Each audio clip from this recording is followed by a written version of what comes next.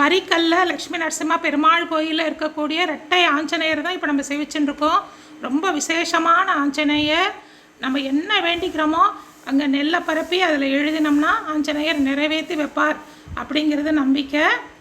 அதனால் இப்போதைக்கு நீங்கள் நம்ம அங்கே போகிறவர்களும் இந்த ஆஞ்சநேயரை இங்கே சேவிச்சுக்கோங்க.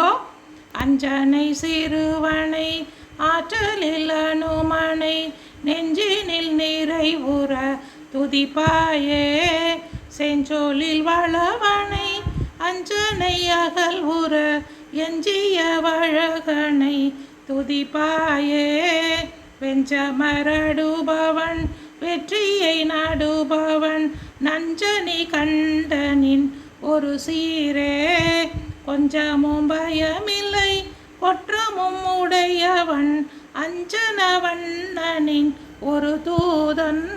ஆஞ்சநேயன்